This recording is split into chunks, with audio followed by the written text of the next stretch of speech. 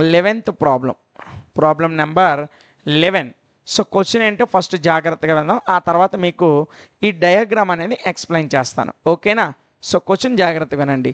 Figure 6.40, ఇదిగోండి figure 6.40 అని text బుక్లో మీకు ఇచ్చాడు. ఫిగర్ 6.40 ఇది ఏం చెప్తుందో ఒకసారి చూద్దాం నాన్న. E is a point on side CB. నాన్న ఇదిగోండి సిబి అనేది ఒక సైడ్, ఇదిగోండి సిబి అంటే ఈ సైడ్ మీద ఈ అనే పాయింట్ ఉందంట. ఈ సైడ్ మీద ఏ పాయింట్ ఉంది? ఈ అనే పాయింట్ ఉందంట. మరియు ఇంకేంటేంటి ఉన్నాయి చూద్దాం ఒకసారి. Produced of an isosceles triangle ABC with AB is equal to AC. నాన్న ఇది ఒక ఐసోసెలస్ ట్రయాంగిల్ అంట. ఏది?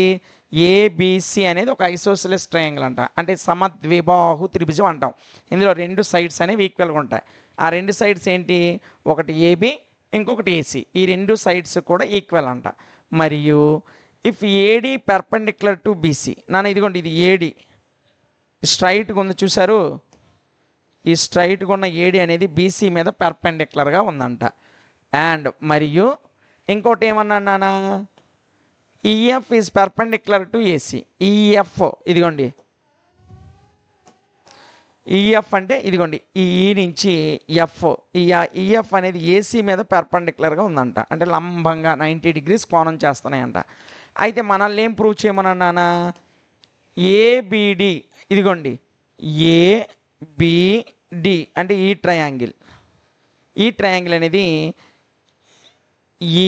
ఈసిఎఫ్, ఈ ట్రయాంగిల్కి అంటే ఇలా స్ట్రైట్గా ఉన్న ఈ ట్రయాంగిల్ ఈ రెండు కూడా సిమిలర్ అని చూపించమన్నాడు. ఈ రెండు కూడా ఏమని చూపించమన్నాడు?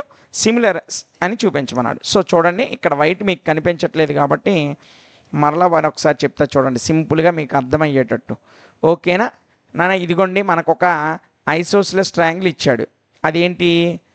ఏబిసి అనే ఈ ట్రయాంగిల్ ఇప్పుడు కనిపించిందా? ఏబిసి అనే ట్రయాంగిల్ ఇచ్చాడు.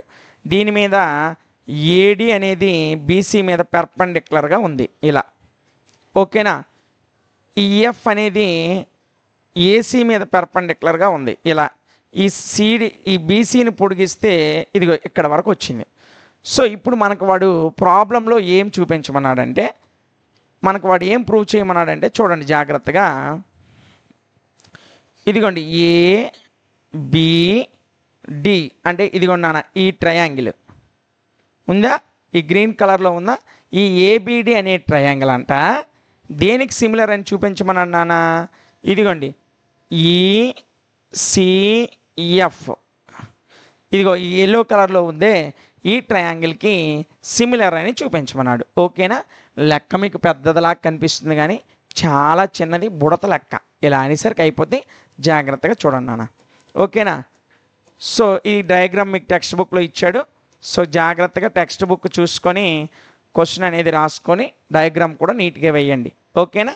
సో దీని సొల్యూషన్ చూస్తే in triangle ABC, in triangle ABC ఇదిగోన్నానా ఏబిసి అంటే ఈ నిలువుగా ఉన్నటువంటి ఈ పెద్ద ట్రయాంగిల్ ఇది. ఓకేనా? ఈ ట్రయాంగిల్ ఏబిసిలో మనకి బీసీలు రెండు సమానం. ఇక్కడున్న బి అనేటువంటి ఈ యాంగిల్ ఇదిగోండి, ఈ బి అనే యాంగిల్, ఈ సి అనే యాంగిల్ ఈ రెండు సమానం. ఎందుకు? ఈ రెండు సైడ్స్ సమానం కదా. ఈ సైడ్స్కి ఆపోజిట్గా ఉన్న యాంగిల్స్ కూడా ఈక్వల్ అవుతాయి. మీకు తెలుసు కదా, angles equal of opposite sides. Opposite సైడ్స్కి ఎదురుగా ఉన్న యాంగిల్స్ ఈక్వల్. అదేవిధంగా ఈక్వల్ యాంగిల్స్కి ఆపోజిట్లో ఉన్న సైడ్స్ కూడా ఈక్వల్. ఓకేనా? ఇదిగోండి ఇవి రెండు వాడు ఈక్వల్ అని ఇచ్చాడు లెక్కలో. AB is equal to AC అని ఇచ్చాడు. మరి ఏబికి ఆపోజిట్లో ఉన్న యాంగిల్ సి, ఏసీకి ఆపోజిట్లో ఉన్న యాంగిల్ బి. కాబట్టి ఆ రెండు యాంగిల్స్ కూడా సమానం అయిపోతాయి. ఓకేనా?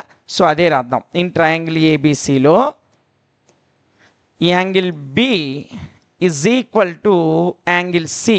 ఎందుకు? Opposite angles opposite to equal sides. Equal సైడ్స్కి ఆపోజిట్గా ఉన్న యాంగిల్స్ కూడా ఈక్వల్ అవుతాయి. ఓకేనా? Angles opposite to equal sides. అదే రాయండి కిందన ఇలా పెట్టి, angles opposite opposite to equal sides. Equal సైడ్స్కి ఆపోజిట్గా ఉన్న యాంగిల్స్ ఏమవుతాయి? ఈక్వల్ అయిపోతాయి. కాబట్టి యాంగిల్ బి అనేది యాంగిల్ సికి ఏమయ్యింది? ఈక్వల్ అయ్యింది. ఇప్పుడు మనం జాగ్రత్తగా చూసుకున్నట్లయితే in triangle ABD and triangle ECF, triangle ECF ఈ రెండు సిమిలర్ అని చూపించమన్నాడు. ఒరిజినల్ ప్రాబ్లం మనకి ఇచ్చిన ప్రాబ్లం అది. ఓకేనా? ఇందులో మనం జాగ్రత్తగా చూస్తే చూడండి, ఇదిగోండి ఏబిడి అంటే ఈ గ్రీన్ కలర్లో కనిపిస్తున్నటువంటి ట్రయాంగిల్. ఈ గ్రీన్ కలర్లో బి అనే యాంగిల్ ఉంది. ఈ ఎల్లో కలర్లో కనిపిస్తున్నది ఈసిఎఫ్, అందులో సి అనేది ఉంది. ఇప్పుడే మనం చూసాం బి అనేది సికి ఈక్వల్ అని. అంటే ఈ ఏబిడి ట్రయాంగిల్లో ఉన్న యాంగిల్ బి అనేది ఈ ఏసిఎఫ్లో యాంగిల్ సి అనేది రెండు కూడా ఈక్వల్. ఇప్పుడే కదా మనం చూసాం, అదే రాసేద్దాం. ఈ రెండు ట్రయాంగిల్స్ కంపేర్ చేస్తే angle B is equal to angle C. ఈ రెండు యాంగిల్స్ కూడా ఈక్వల్. సో ఏబిడి ట్రయాంగిల్లో బి ఉంది, ఈసిఎఫ్ ట్రయాంగిల్లో సి ఉంది. ఇప్పుడే మనం ఈ రెండు కూడా ఈక్వల్ అని చూపించాం. సో అదే రాసేస్తాం. గివెన్ వాడు ఇచ్చాడు కదా, వాడు ఇచ్చిన సైడ్స్ని బట్టి ఇదిగోండి ఈ రెండు సైడ్స్ ఈక్వల్ అన్నాడు. దాని నుంచి మనం ఏం చేసాం? ఈ రెండు ఈక్వల్ అని చూపించాం. ఓకేనా? సో ఇక్కడ AB is equal to AC కాబట్టి యాంగిల్ బి అనేది యాంగిల్ సికి ఈక్వల్ అయింది. ఎందుకు? ఆపోజిట్ సైడ్స్కి ఎదురుగా ఉన్న ఆపోజిట్ యాంగిల్స్ కూడా ఈక్వల్. సో అందువలన ఏబిడి అనే ట్రయాంగిల్లో బి అనే యాంగిల్ ఈసిఎఫ్ అనే ట్రయాంగిల్లో సి అనే యాంగిల్కి ఈక్వల్గా ఉంది. అదేవిధంగా angle D is equal to angle F. ఇదిగోండి యాంగిల్ డి అంటే స్ట్రైట్గా ఉంది చూసారా? ఇది ఎన్ని డిగ్రీలు? 90 degrees. ఎందుకు? పెర్పెండిక్యులర్గా ఉందని చెప్పాడు వాళ్ళు ప్రాబ్లంలో. ఇదిగోండి AD is perpendicular to BC అన్నాడు. పెర్పెండిక్యులర్ అంటే ఎన్ని డిగ్రీలు? 90 degrees. అదేవిధంగా EF is perpendicular to AC, ఏసీకి ఈఎఫ్ అనేది పెర్పెండిక్యులర్గా ఉందన్నాడు. పెర్పెండిక్యులర్గా ఉన్నాయి కాబట్టి ఆ రెండు యాంగిల్స్ ఎంత అవుతాయి? 90 అవుతాయి. కాబట్టి ఈ ట్రయాంగిల్లో ఉన్నటువంటి డి అనే యాంగిల్ ఈ ట్రయాంగిల్లో ఉన్న ఎఫ్ అనే యాంగిల్కి ఈక్వల్ అయ్యింది.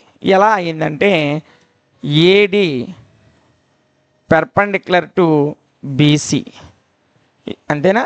ఇదిగోండి ఏడి అనే ఈ లైను బీసీకి పెర్పెండిక్యులర్గా ఉంది. మరియు అండ్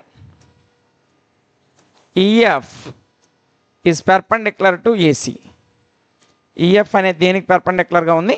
ఏసీకి పెర్పెండిక్యులర్. సో ఇవి రెండు పెర్పెండిక్యులర్స్ కాబట్టి యాంగిల్ డి అనేది 90 degrees అవుతుంది, యాంగిల్ ఎఫ్ అనేది కూడా 90 degrees అవుతుంది. సో ఈ ట్రయాంగిల్లో రెండు యాంగిల్స్ ఈ ట్రయాంగిల్లో ఉన్న రెండు యాంగిల్స్కి ఈక్వల్ అయ్యాయి. అప్పుడు ఈ రెండు ట్రయాంగిల్స్ ఏమైపోతాయి? సిమిలర్ అయిపోతాయి. So therefore triangle ABD is similar to triangle ECF. ఏ నియమం ప్రకారం? బై ఏఏ సిమిలారిటీ, బై ఏఏ సిమిలారిటీ. అదే కదా నాన్న మనకు చూపించమన్నాడు. సో చూపించేసాం. ఓకేనా? సో ఇందులో రెండు యాంగిల్స్ ఎందుకు ఈక్వల్ చేసాం? ఇందులో రెండు యాంగిల్స్ ఇంకొక ట్రయాంగిల్లో ఉన్న రెండు యాంగిల్స్కి ఈక్వల్ అయితే థర్డ్ యాంగిల్ ఆటోమేటిక్గా ఈక్వల్ అయిపోతుంది. అప్పుడు ఆ రెండు ట్రయాంగిల్స్ కూడా సిమిలర్ అయిపోతాయి. సో మనకి వీడు అదే చూపించమన్నాడు. ఏబిడి అనేది ఈసిఎఫ్కి సిమిలర్గా ఉంటుందని చూపించమన్నాడు. సో సిమిలర్గా ఉంటుందని చూపించేసాం. ఓకేనా? సో దీంతో మనకి 11th ప్రాబ్లం కూడా అయిపోయింది నాన్న. ఓకేనా?